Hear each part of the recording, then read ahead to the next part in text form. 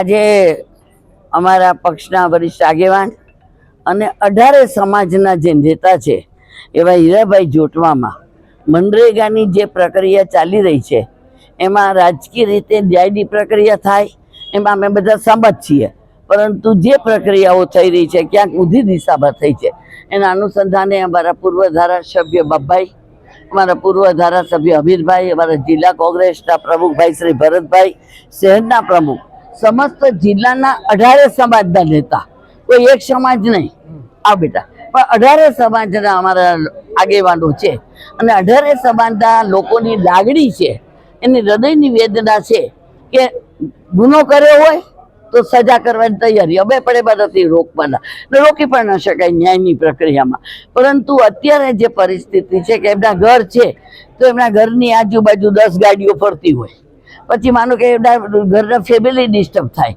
મનરેગાની જે પ્રક્રિયા છે એમાં જે બીજાનું થાય એનું કરો, માત્ર રાજકીય રીતે કે માત્ર કોઈ વ્યક્તિને પાડી નાખવાની ભાવનાથી પ્રક્રિયા ન થવી જોઈએ અને નિર્ણય ન્યાય રીતે હાલવો જોઈએ.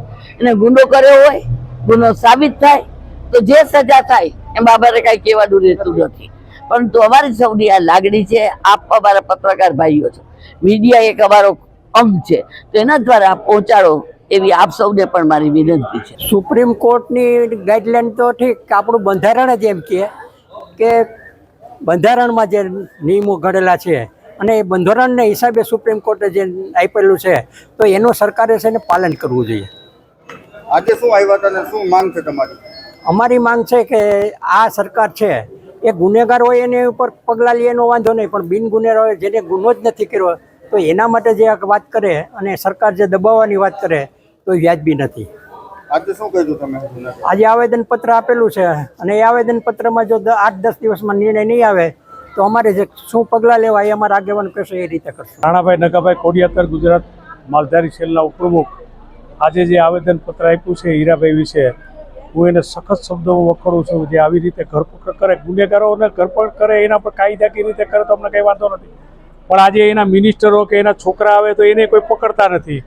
અને આવી રીતે જો હીરાભાઈ ઉપર આ કરશે ને તો કોંગ્રેસ સાખી નહીં લે. કોંગ્રેસ રોડ ઉપર આવતા એ અચકાશે નહીં. ગુનેગારોને ગમે એવી સજા કરે, અમે એ સજા કરે એમાં અમે ક્યાંય એમ રોકતા નથી. સરકાર પગલાં લઈએ. જો નરેગા યોજનામાં દરેક જિલ્લામાં જે આવતું ત્યાં કૌભાંડ બહાર લઈ આવે, અમે ક્યાં ના પાડીએ છીએ? નરેગા યોજના એક ગરીબ માણસની યોજના છે અને કોંગ્રેસે લઈ આવી યોજના છે. આ કોંગ્રેસની યોજનાઓ ચાલે છે, એની અંદર જે ભ્રષ્ટાચાર કરે એના પગલાં લ્યો, એના જેલમાં પૂરો, એના પર જે કંઈ પગલાં લેવાય લ્યો, અમને વાંધો નથી.